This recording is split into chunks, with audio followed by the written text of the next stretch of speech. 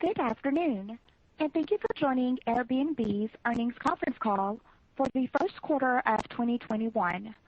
As a reminder, this conference call is being recorded and will be available for replay from the investor relations section of Airbnb's website following this call. I will now hand the call over to Ian Lee, Airbnb's head of investor relations. Please go ahead. Good afternoon, and welcome to Airbnb's first quarter of 2021 earnings call. Thank you for joining us today. On the call today, we have Airbnb's co-founder and CEO, Brian Chesky, and our Chief Financial Officer, Dave Stephenson. Earlier today, we issued a shareholder letter with our financial results and commentary for our first quarter of 2021.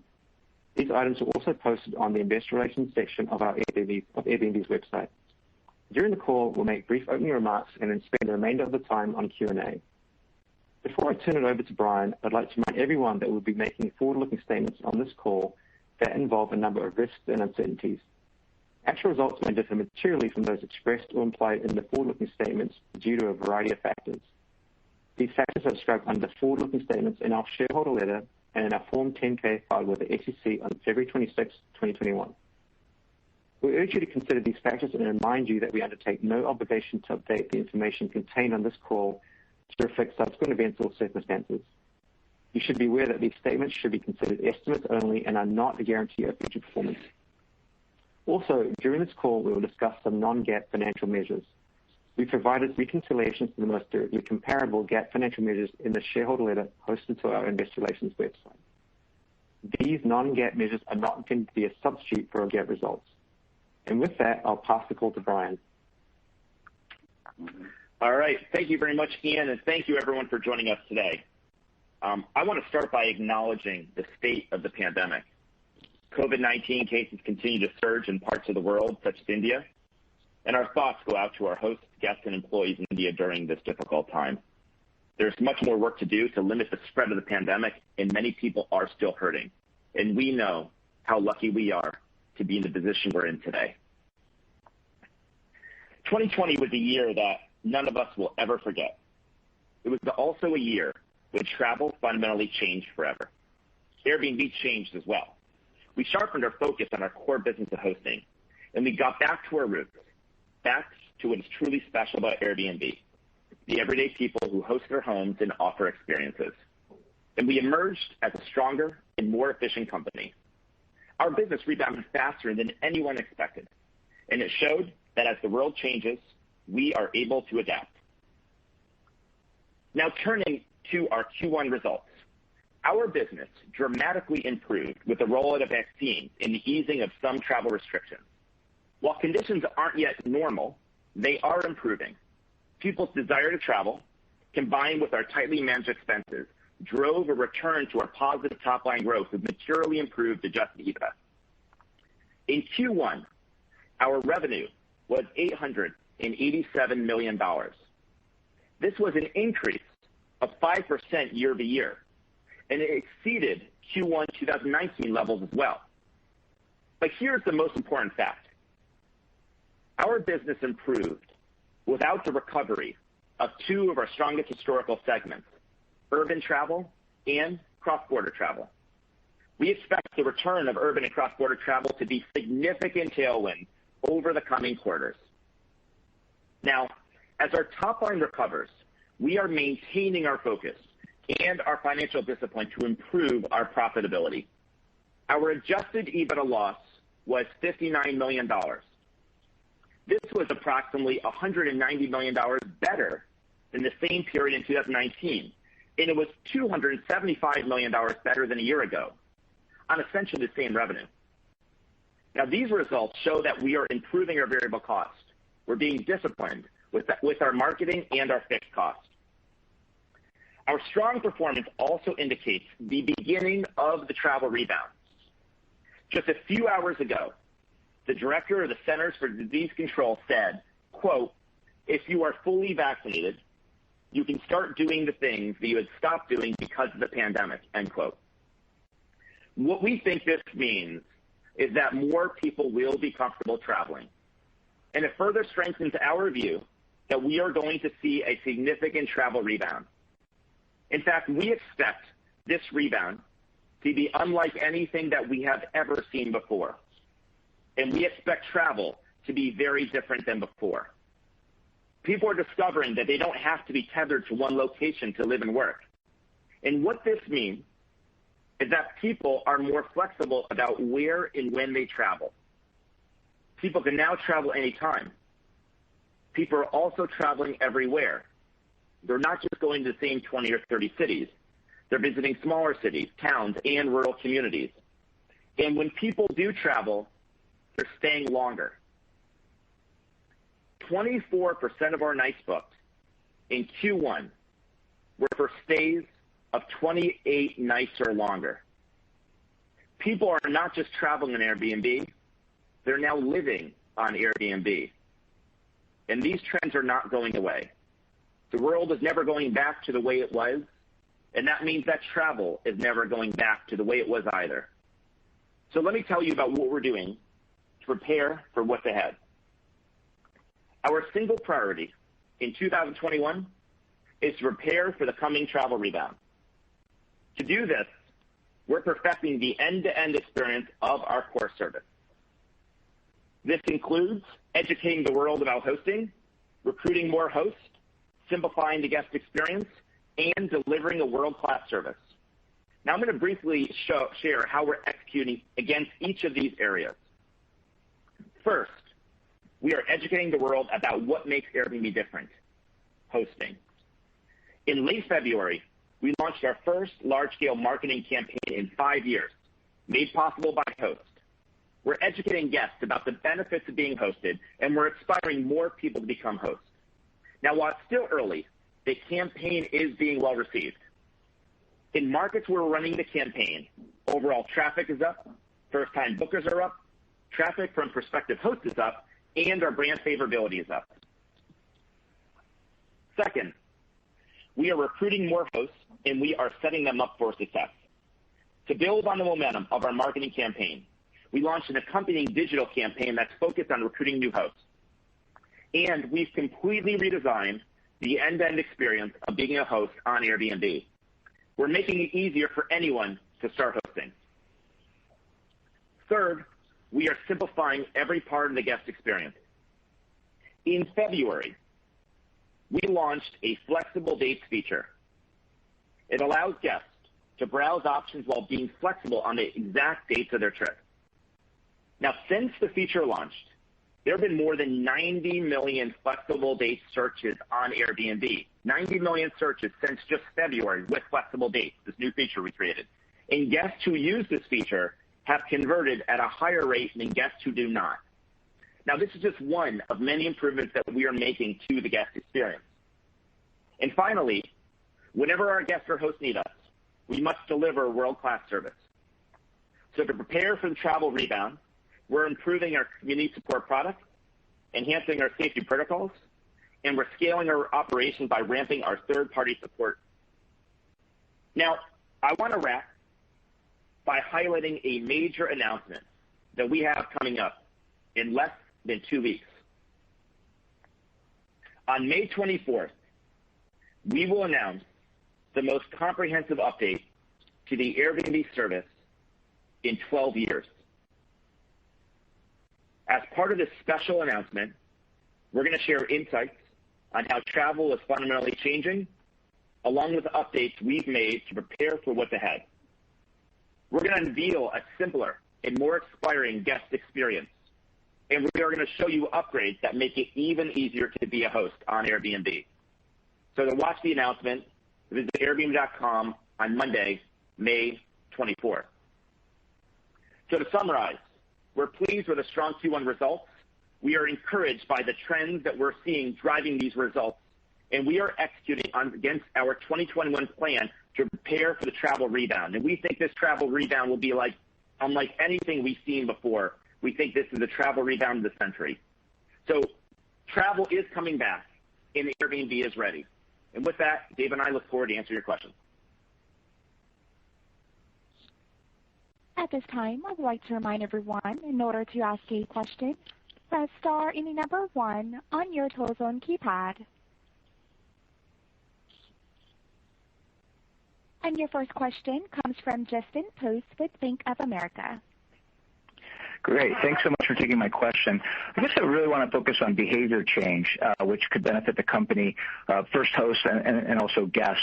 I think in the letter it said host listings were stable with Q4, but it seems like you're really encouraged by what you're seeing. So maybe you could dive in there and tell us, what is encouraging about what you're seeing with hosts and whether you expect a lot of new listings to hit the market over the next year. And then similarly on the guest side, how do you think this pandemic is going to increase willingness to use alternative accommodations? Are you seeing some positive signs there? Thank you. Thank you very much, Justin. So why don't I start, and Dave, feel free to add in after I go. So let's start with hosts, and then we'll go to guests. So Justin, let's just start with, we have 4 million hosts on Airbnb. And I think if you asked people a year ago, would we have had such a stable host community, they probably wouldn't have expected that. But what we have today are hosts that offer 5.6 million listings. And these 5.6 million listings are about 1 million more than we had this time in 2019. And what we've actually seen is a large growth in non-urban listings. So we actually have a 30% growth in non-urban and vacation rental listings as well. Now, it's important to note that 90% of our hosts are everyday people, they're individuals. And the reason why is as we've made hosting on Airbnb easier, more and more hosts are coming to Airbnb as well. Now, specific to what we're doing, we launched our first global campaign in 5 years, made possible by hosts. As I said, we also have an accompanying host campaign. Both of these campaigns, we are seeing significantly larger traffic of prospective hosts to the platform. The next thing we're doing is we're making it even easier to become a host by reducing the number of steps to become a host. And as we reduce the number of steps, conversion rate for hosts gets even easier. We now are allowing hosts to be paired with other superhosts to help them get started, and we have webinars as well. And then finally, we have new tools and services going to make it even easier for hosts to list and be successful. I'll just end this first thing by saying on May 24th, we will unveil a number of new tools and services I think are going to make it much easier for hosts to get started. And I want to point out that new hosts that join Airbnb, 50% of them get a booking within 4 days of activation. And I think hosting is coming at the perfect time for many people in the world. Because Airbnb, we started actually after the Great Recession in 2008. And at that time, there were many hosts, many people that were looking at Airbnb as a financial lifeline. I think if you think about the number of hosts on Airbnb, the top occupations of our hosts are healthcare workers, educators, and people in food and hospitality. These are industries that have been hit really, really hard. So our job is to tell the story of hosting, the fact that on an Airbnb, you can make $8,000 United States on average if you have one listing, which is 5 times you could make what an average American got in a stimulus check. So these are some of the things we're getting going, and we are just getting started ramping, and I expect us to get millions of more hosts in the coming years on Airbnb. Now, as far as trends for guests, Justin, I'll also cover this as well. As I said before, I think 2 things are true. Number one, this is a travel rebound that is starting that is unlike anything we've ever seen before. And I think the Q1 results kind of demonstrate this. But the other thing that we're seeing is that travel is going to be very different than before. Probably the biggest changes are the following. Number one, I don't think business travel is ever coming back the way it was before the pandemic. It's at least not going to look like it did. I do think a new kind of business travel may emerge. Many employees are working remotely. They're going to need to go back to headquarters occasionally. You're going to see longer stays going in cities. And so we're seeing elevated bookings in urban markets for stays of longer than 28 days. But the bigger trend is going to be flexibility. I think that all of us working around the world, most of us, if we're privileged enough to say this, are more flexible than we were before the pandemic. Because the world of Zoom means a world where we can work anywhere, it's a world where many people are also choosing to live anywhere. And this has created 3 travel trends. Number one, people can travel anytime. This is why we have a flexible dates feature where instead of saying, I want to travel from July 5th to July 10th, you can say, I want to go somewhere for a weekend, a week, or a month, anytime this summer. We've had over 90 million people use this feature. And as more people use this feature, conversion rate goes up. The second thing we're seeing is length of stay is increasing. In 2019, at this period of time, 14% of our nights were longer than 28 days. Now, 24% of our nights are longer than 28 days. What that basically means is a quarter of our business isn't travel, it's living. After 28 days, you're probably not traveling. And I think what this is a trend of is that traveling and living are going to begin to blur together. So this is the second trend we're seeing.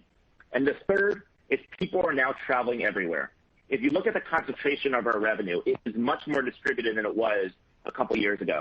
And this is because people aren't just going to the same 20 or 30 cities.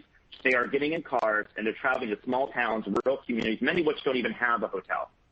So again, the big trend is flexibility. People are traveling anytime, anywhere, and they're staying longer. We think all these trends are here to stay. And I'll just end by giving one more thought. I think there's a mass shift from mass travel to meaningful travel because people miss traveling. In fact, in many surveys, people say the thing they miss the most that was taken away from the pandemic, at least from out-of-door activities, is travel.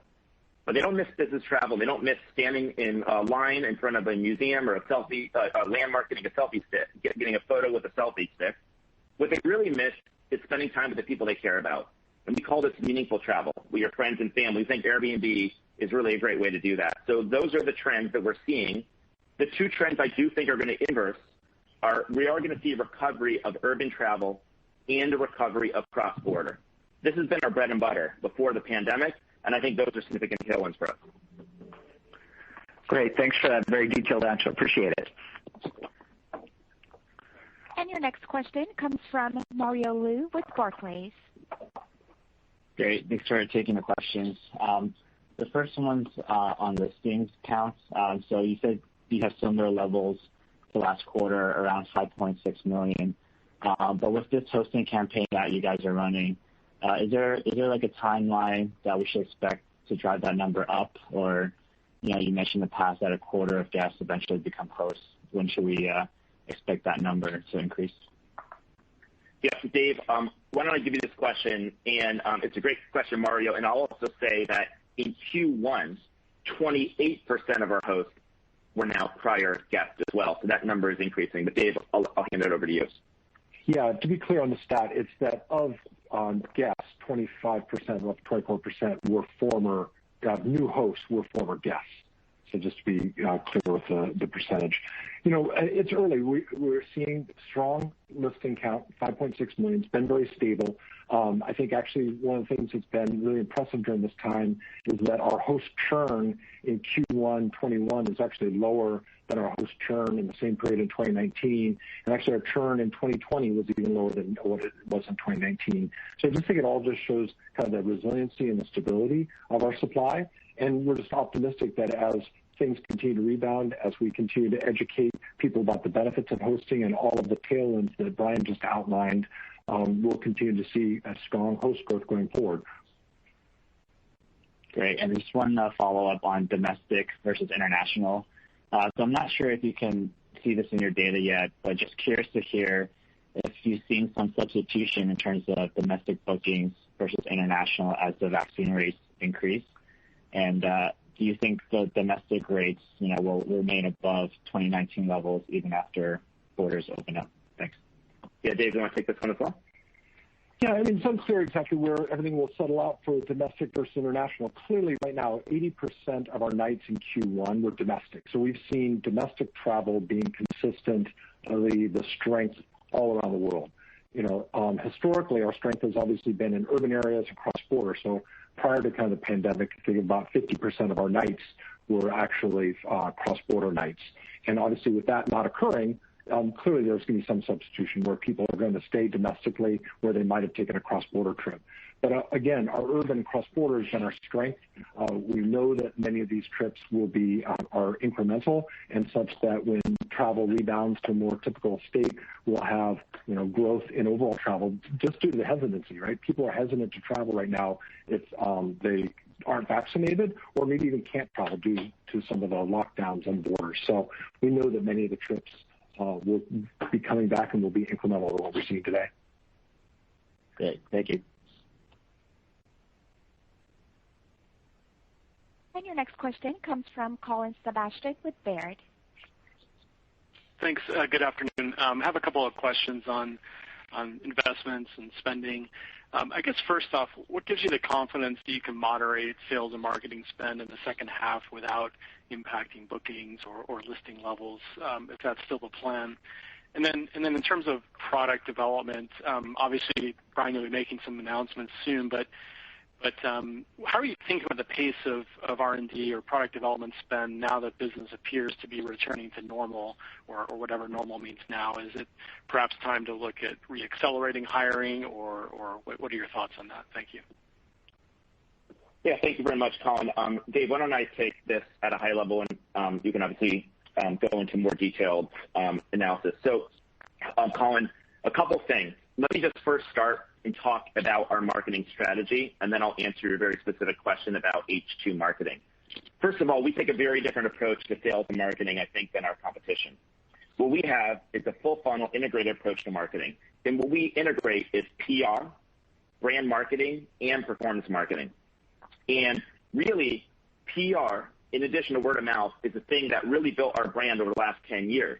And because of that, Airbnb is a noun and a verb used all over the world. And this has led to 90% of our traffic being unpaid or direct, even as recently as Q1. And even in this past quarter, with elevated marketing, we have similar traffic levels to 2019, but we spent 50% less on marketing.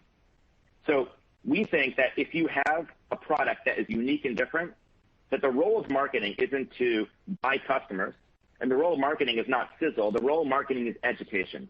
And so what we have done is we did our first brand marketing campaign at a global level in 5 years. It was a campaign called Made Possible by Host, and it's really just taking real photos from real guests on real trips to highlight what makes Airbnb different, which is host.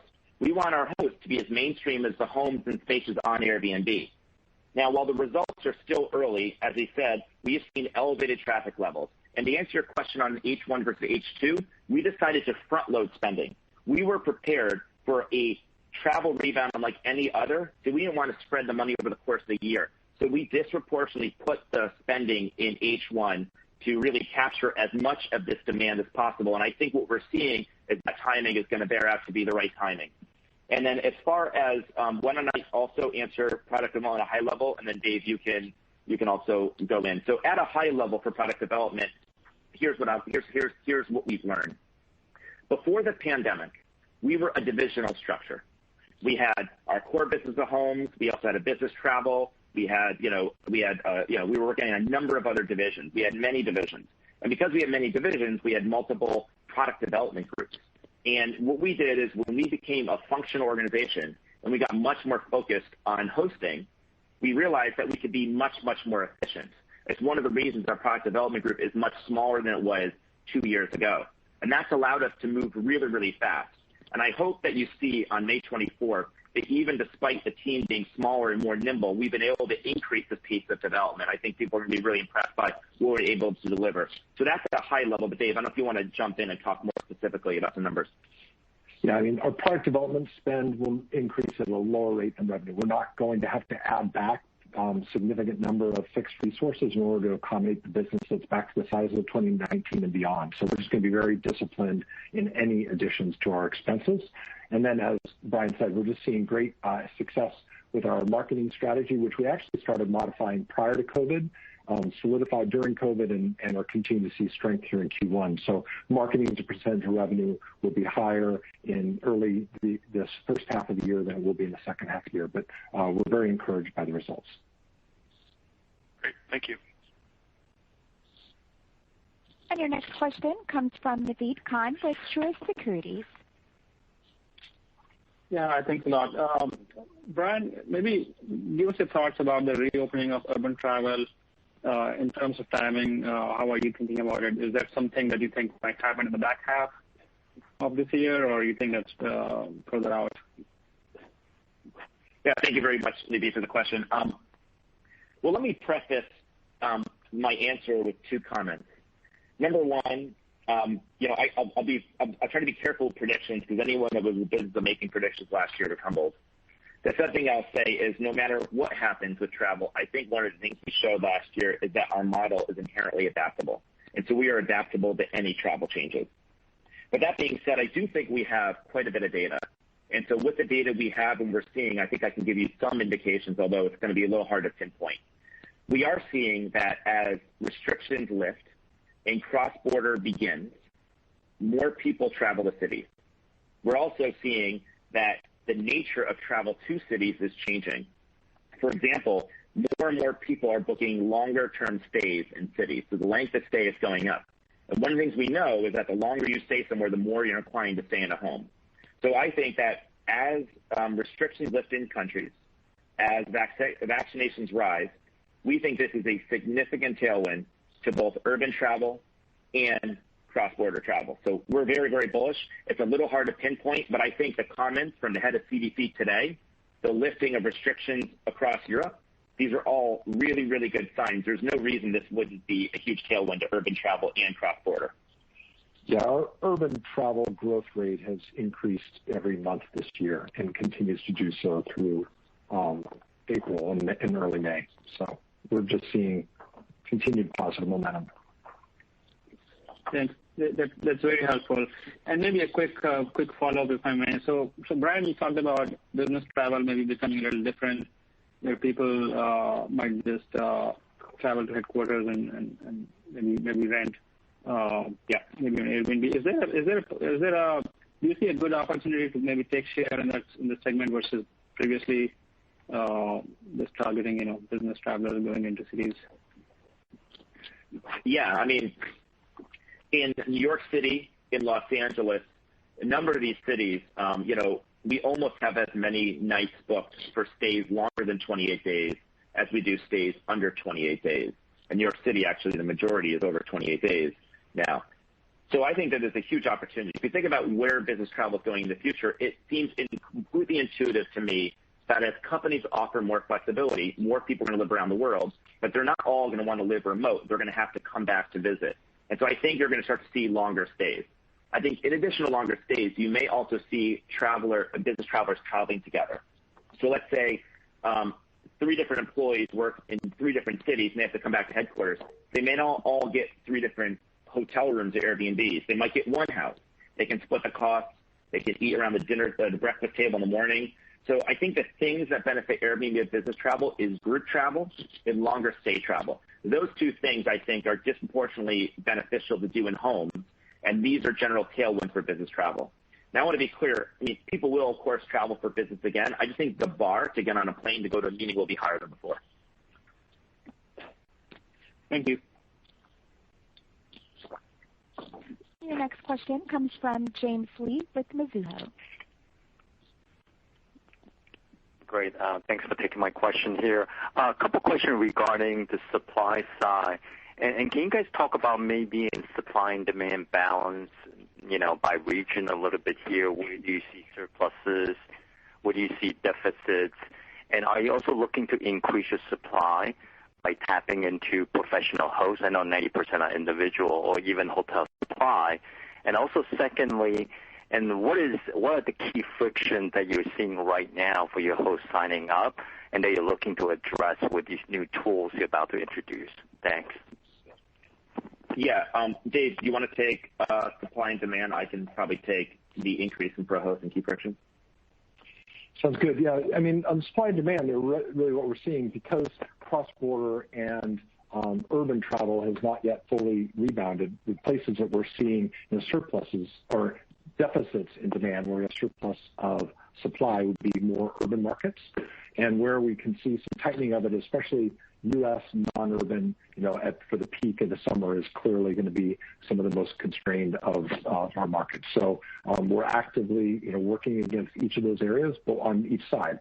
On the supply side, making sure that we are doing our best to recruit hosts and bring on as much supply as possible for peak periods in constrained markets. And then we're also using, go back to our marketing expenses before, where we use search engine marketing is in a targeted approach, especially in markets where we have maybe surplus supply and not maybe enough demand. And so we can kind of point it at that. So we look at every individual market is different, and we will use different levers to try to manage that balance over time. Yeah, and James, why don't I jump in and say this? One of the things that Dave just said, I want to put an highlight. Before the pandemic, Most people came to Airbnb and they knew exactly where they were going and they knew when they were going. So we asked a question in the search bar, where are you going? And we asked, when are you going? You put in dates. The holy grail for matching supply and demand is to be able to also control where you can point demand. But we can't point demand to where we have supply if guests aren't flexible, if they're predisposed to where they want to travel. Now that guests are telling us that they're much more flexible about where they travel, we can point demand to where we have supply. This is probably one of the most important things we have, and it explains why when 90 million searches were used with the flexible dates feature, conversion rates went up. So that is just another thing I wanted to underline. Now, regarding your next two questions, let's talk about pro hosts and hotels. Obviously, Airbnb created a new category in travel because we created tools that allowed everyday people and individuals to become hosts. And yes, out of 4 million hosts, 3.5 million are individuals.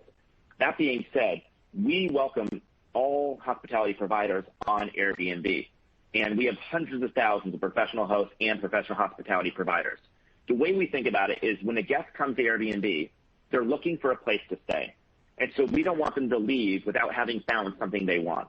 Typically, they come to look for individual hosts. That's what we're known for. But we want to make sure that we have professional hosts and hotels to serve those customers and to fill in our network gaps. So we're continuing to develop new tools and services over the coming years to continue to welcome these providers onto our platform. And I think they're going to obviously benefit from all the demand that we have. Now, as far as key frictions to becoming a host, one of the things we've seen, probably the main learning we've had, is as you make it easier, more people do it. That's the name of the game. Make it easier and more people do it. Before Airbnb, it was really hard to rent, your home on the internet. People did it, which is hard, and we made it easier. And on May 24th, we're going to show a number of tools, a number of offerings and innovations that we have that are going to make hosting even easier. We're reducing the number of steps to become hosts. We're making it even easier by providing more tools and support, and we're going to offer some better tools and services for hosts once they become hosts. And so I think all these things will reduce the number of frictions as well. If I can answer follow-up questions, also on the host side too, are you seeing increased competition for acquiring hosts and maybe potentially pressure on your take rate? Thanks. Dave, do you want to take this one? Sure. Right now what we're seeing is, remember, kind of step back to what our hosts are. We have 4 million hosts around the world. The vast majority of those are individual hosts. So 3.5 million of those are individual hosts. And I think that's very different than what we see kind of competitive platforms are doing. And so, what we end up seeing with the 4 million hosts that we have is, give me the last part of the question. Sorry, I lost my train of thought. Yeah, increased competition for hosts and maybe potentially pressure on take rates. Yeah, no, the pressure on the take rate. Right now we're not seeing the pressure on take rate. We think that we have a really great value to the take rate that we give. We charge rates that give good value to both our guests and our hosts. And what we see on the take rate side is making sure that when we give value back to our hosts, that then we are able to take kind of appropriate revenue from that. So we're not really seeing any pressure at that driving for increasing or decreasing the number of hosts that we have on Airbnb. Okay, thank you.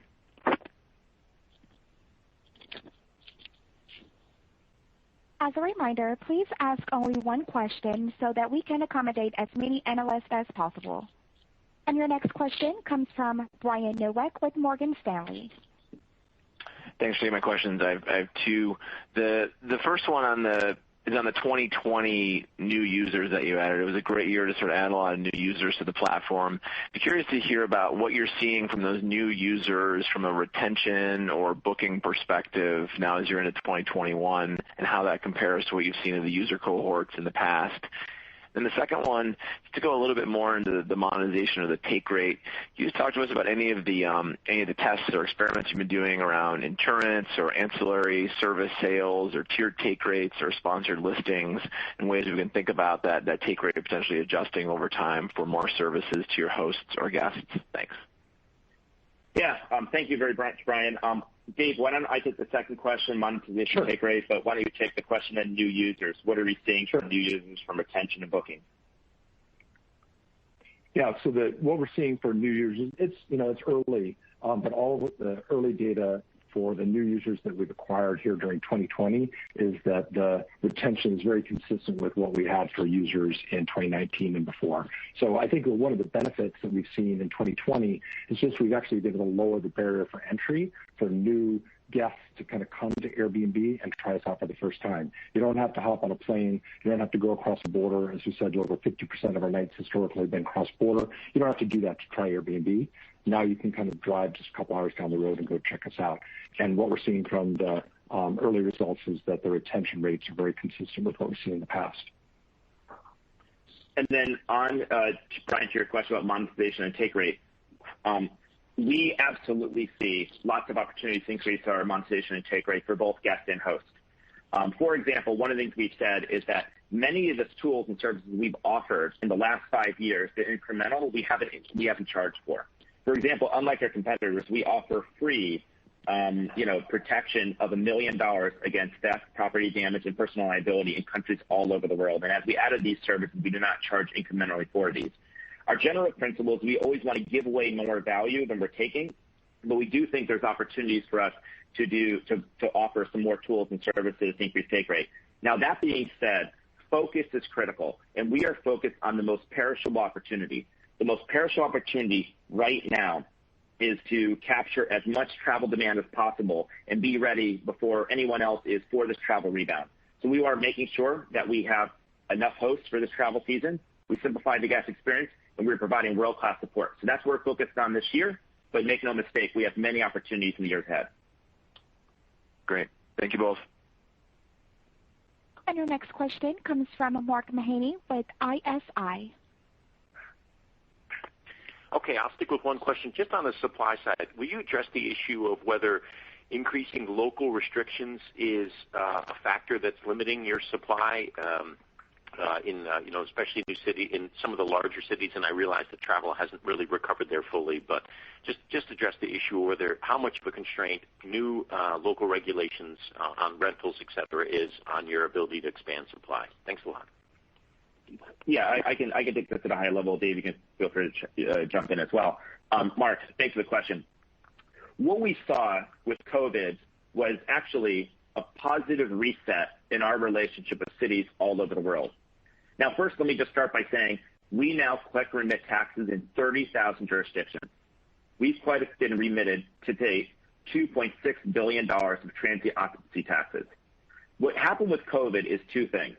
Number one, travel went from being concentrated in very few top cities to distributing everywhere, thousands of cities around the world.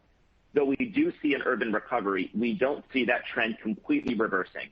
Because I think in a sense, you could say the genie's out of the bottle. A number of people have realized that there's all these really cool small towns, rural communities, and small cities, many of which don't even have hotels. And so they're really important destinations. The other thing that we've noticed, though, is that a lot of cities have been hit really hard by the devastating economic effects of the pandemic.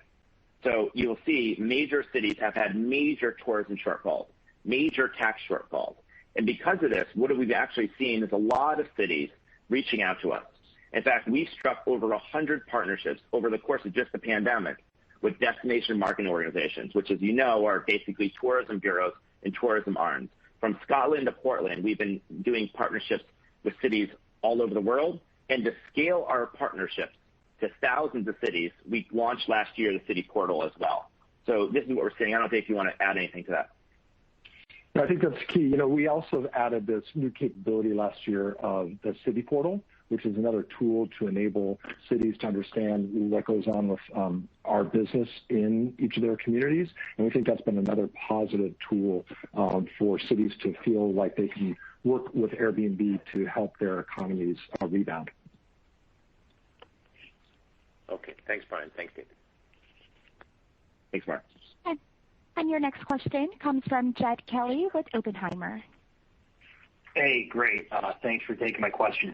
I guess, Brian, going back to business travel, I guess it's kind of like a two-part question. I guess number one would be, where are you in terms of talking to companies, talking to businesses, sort of making the ability to work from anywhere through Airbnb a benefit? And then as like a follow-up, you mentioned work from anywhere. Your company's, of course, based in San Francisco.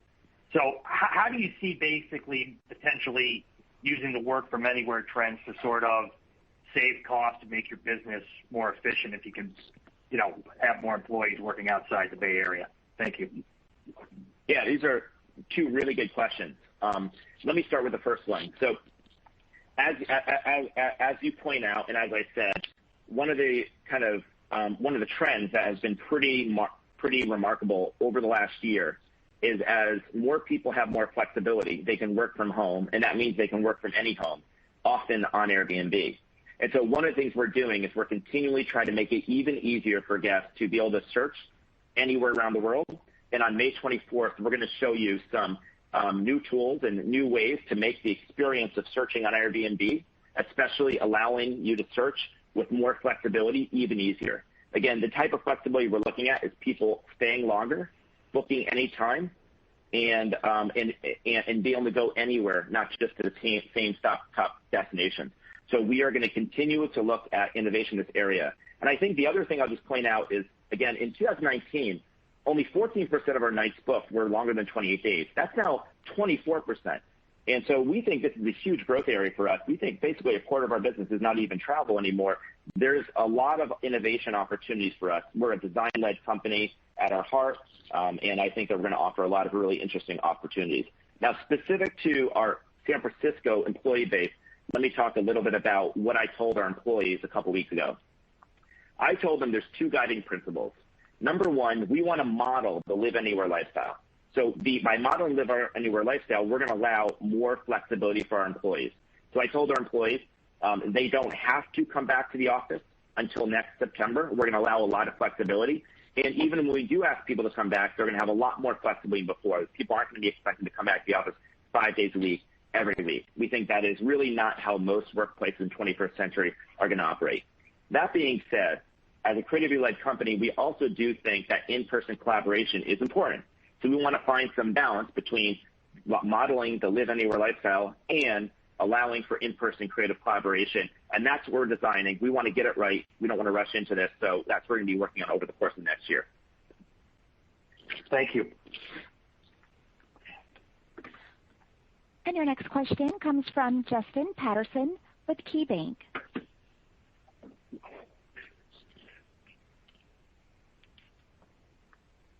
Great. Thank you very much. Ryan, just extending on the prior question, it does sound like this platform experience update is really designed around inspiration and discovery.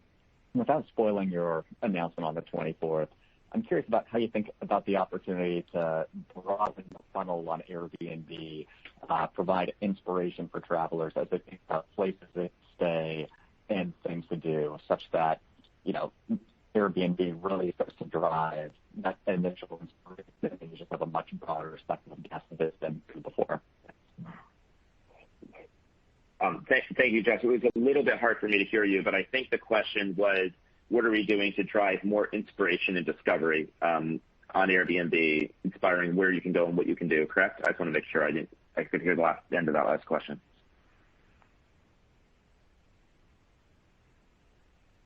Okay, I'll answer that. So inspiration is something that we're really focused on. Actually, if you go to Airbnb.com right now, if you type in Airbnb.com, you're going to notice on our top of our homepage, there's a big piece of art and it says the greatest outdoors. So we just launched wish lists that are curated by Airbnb. And if you click on Get Inspired, you're going to see a number of wish lists. So this is just the beginning of a number of things we're doing to try to inspire more travel. On the homepage below that, you're going to see that we're now merchandising places you can go nearby. So between wish list, nearby travel, and then some of the updates we have on May 24th, I think that's going to continue to drive more and more inspiration. On May 24th, though, we are going to showcase some new exciting features that I think are going to inspire people around flexibility. Because one of the things we've seen is if you are more flexible about where you travel and when you travel, then what that kind of means for some people is the home becomes the destination. Suddenly, where you go is less important than the type of home you stay in. And so, this is how we're thinking about it. And hopefully, if you can tune in, we can show you some of the things we're working on.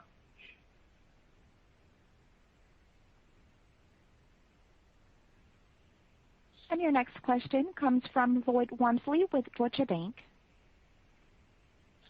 Thanks. Two questions if I can. First, can you talk about how you think about occupancy rates or kind of room nights per active listing, over the medium term? It seems like it's been pretty stable over the past few years, but wondering if this notion of like blending of travel and living is kind of increasing shoulder season demand in a way where you can grow room nights in excess of listings or get more out of your existing listings. And then the second one, the average booking value per night looked really high in 1Q. If you peel back the onion and look within the same region, the same property type, are you seeing pricing up, or is most of this just mix shift? And how do you think about this as travel normalizes a bit? How would that impact ADRs going forward? Great, Lloyd. So I'll take the first question, occupancy rates. Dave, you can take the second one. Great. The answer to your question is yes. Occupancy rates, we think, averaged on a global level will go up as we get better at matching supply and demand. The basic name of the game is in classic travel, a lot of people try to go to the same place on the same date.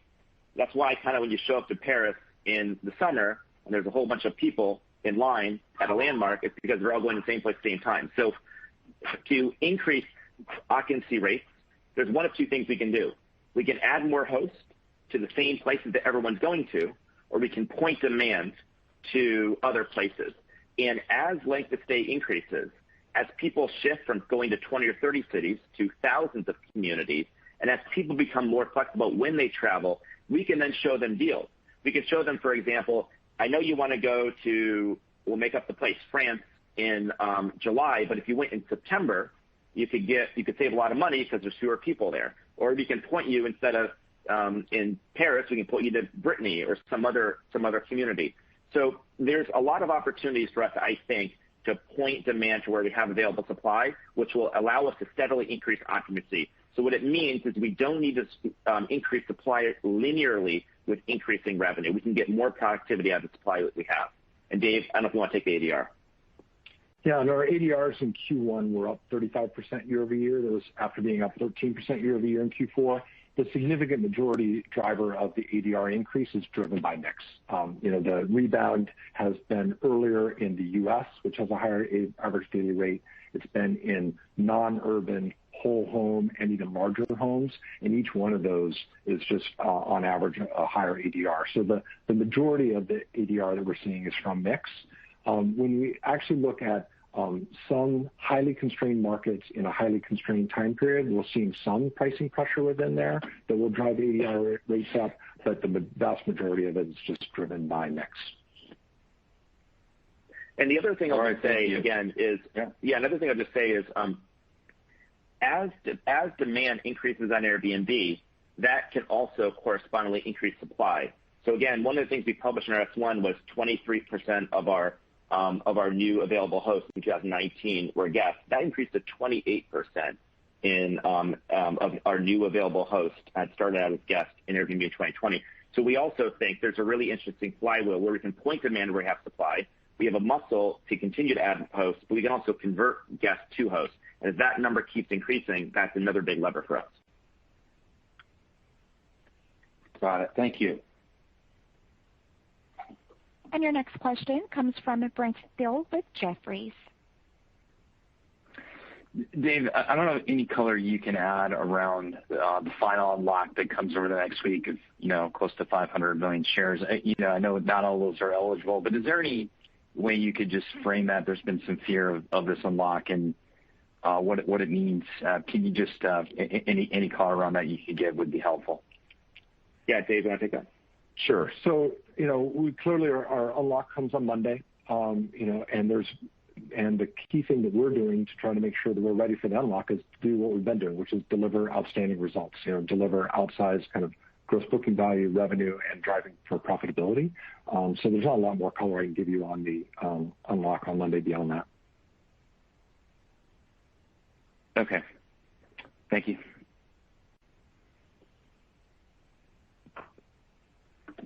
And your next question comes from Brian Fitzgerald with Wells Fargo. Thank you, guys. We wanted to ask if you could tell us what you're seeing with respect to experiences, supply dynamics there, online versus offline, linkages to travel, conversion rates there, and anything with experiences. Yeah, thank you very much for the question. So here's what I'd say about experiences. When we came back in the beginning of the year of 2020, I really thought Airbnb experiences would be a breakout year last year. It turns out a pandemic was a very difficult year for experiences. We had to put product on a hold. We remain very, very bullish about experience over the long term. One of the reasons we remain bullish is because the percent of guests that leave a 5-star review with experiences is higher and remains higher than percent of guests that leave a 5-star review for homes. But the pandemic was a difficult time for experiences, so we launched online experiences, which is a way to have an experience without leaving your living room. And I am thinking that in the coming years, experiences will be successful because there's fewer alternatives. There's fewer mass tour operators, bars, lounges, and restaurants are going to be operating at full capacity. So we do think there's a window, but we're playing the long game on this one. Thanks, Brian. As a reminder, to ask a question, press star and the number 1 on your telephone keypad. And your next question comes from Stephen Ju with Credit Suisse. Okay, thanks. So Brian, I asked the same question to one of your competitors last week, so I'd be interested in your opinion and what is probably more of a macro consideration. So the consumer savings rate in at least the United States is probably at the highest level it's been since World War II. And, it will take some time for all of this to widen down to, I guess, normalized levels, which brings up the scenario of consumer spend probably accelerating for the next several years. And hopefully, one of the likely destinations for all of these dollars is going to be in travel. So, I know it's early days of the recovery, but what are you seeing in terms of, I guess, a greater willingness to maybe, say, upgrade to the more expensive Airbnb or just in general stepping up in the frequency as we recover here? Thanks. Very good question, Stephen. Let me tell you what we're seeing so far. One of the things is we did travel surveys in the beginning of the year, and we surveyed people in the United States. We also surveyed people around the world. And in our surveys, what we found is that the out-of-home activity people miss the most, more than restaurants, more than bars, more than sporting events, more than concerts, was travel. The kind of travel people missed was not business travel. It was not mass travel going to crowded destinations. It was really just spending time with people that they've not been able to see during the pandemic. I think that we generally just yearn for what was taken away from us, and travel and spending time with people was something that was taken away from us. Now, with regards to your question about are we seeing people upgrading, we have seen, as we mentioned, a material increase in the average daily rate in the United States. And this does give us a sense of consumer willingness to spend. Maybe another way of saying it is maybe before the pandemic, people were booking studio apartments in cities. Now what we're seeing is a pretty big expansion of people booking entire homes, typically even more bedrooms. The number of guests per reservation is increased considerably, and so correspondingly, people are spending more money. I think that trend, of course, will get normalized over some period of time when other geographies recover and urban recovers, but I do think that we are going to see sustained confidence. That's no question. Thank you. And your next question comes from Deepak Mathivanan with Wolfe Research. Hey guys, thanks for taking the questions. Just a couple quick ones. So first, can you talk about the implications of booking window trends on second quarter and the second half? It feels like there's a lot of summer bookings happening right now already in markets like Europe and even in North America. Is that earlier than usual, or does that mean that the recovery is being pulled forward by some capacity? Just wondering if you can provide some insights on that. And then second question, I'm not sure if this was asked already. How are you thinking about the ROI on the targeted digital marketing programs aimed at hosts? Are these on performance channels? Any color that you can add there would be great. Yeah, Dave, why don't you take these two questions? Sure. So regarding the booking window, we're seeing the booking window obviously in 2020 shrank dramatically, right? People were hesitant to travel. They only started booking when they had high confidence that they were going to travel. What we've seen here early in Q1 of 21 is the booking windows have expanded, and in March we actually saw booking windows consistent with those from March of 2019. So, the windows are expanding. I think that what you're seeing is still even more confidence in the U.S., so that the willingness of travel and the booking window in the U.S. has expanded further than it has in Europe. But we're starting to see some, greater acceleration of our European, business. We're seeing the European nights increasing the rate of year-over-year growth every month of the year since the beginning of the year, including through April and May.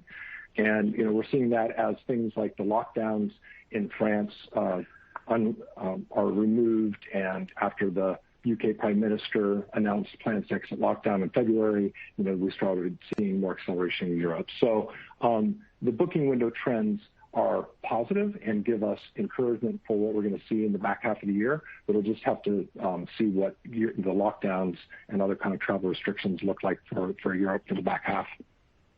And then regarding the ROI on targeted digital marketing for hosts, this is one of the levers that we have. When we do targeted digital marketing for hosts, it would be in specific areas that we know are more supply constrained, and where we want to focus on it. We establish a return on that investment for the value of the hosts that we acquire through that channel. And it's one channel, but it's not the only one, and it's not the primary one. Again, the most important thing is to kind of step back and educate people about the benefits of hosting, and then make it easier for them to host once they start considering it. Got it. Okay. Thanks, Dave. And your next question comes from Kevin Kopelman with Cowen. Great, thanks. A quick one. Could you give us an update on cancellation rate trends this year compared to 2019 with I think the average listing being a little bit more flexible than it was in the past? Thanks. You're welcome. Dave, you want to take this one for Kevin? Sure. So the cancellation rates obviously were substantially elevated in 2020 versus 2019. They've begun to moderate so that they are substantially below where they were at in 2020, but they're still moderately elevated versus the 2019 rates. So we're seeing a bit more return to normal, but it's not quite to historical normal rates. Perfect. Thanks, Dave. Thanks, Brian. Thank you. And your next question comes from Tom White with D.A. Davidson. Great. Thanks for taking my question. Just one for me. To follow up on ADRs and specifically your expectations for the second half. I know there's some color in the letter, but can you maybe unpack your thoughts on kind of all the different moving pieces there, between the recovery and some of the kind of structurally lower ADR markets, recovery in urban and cross-border? Just curious to hear your thoughts on how it all kind of nets out, you think, in the back half. Thanks, Tom. Dave, I'll give you this one. Sure. Yeah, I think that the best thing to do is actually kind of look at some of the guidance figures that we gave in the earnings call itself, where we're basically expecting, because it's harder to have visibility in the back half of the year. We're highly confident in the rebound, that it's going to be coming. All the early indications are that it's there, but I think it's hard to kind of precisely pin down what Q3 and Q4 are going to do. So what we did do is give some perspective on what we expect out of Q2.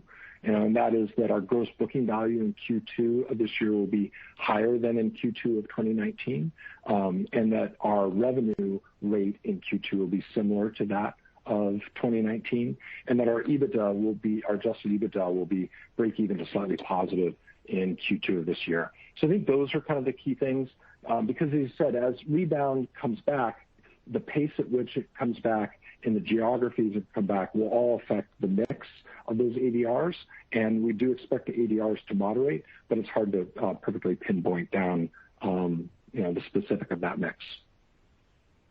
Okay, thanks, guys. I will now turn the call back over to the management team for closing remarks. All right. Well, thank you, everyone, for joining us today. I just wanted to recap. We are really proud of our strong Q1 results. We believe they're a testament to our focus and the adaptability of our model.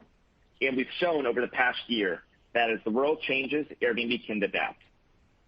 I think we're now well positioned for the travel rebound ahead. As travel returns, Airbnb will be ready, and our hosts will be ready as well. So I hope you'll join us on May 24th, where we'll share insights on how travel is fundamentally changing and announce the most comprehensive update to Airbnb service in 12 years. Thank you, and we'll see you then. This concludes today's conference call. You may now disconnect.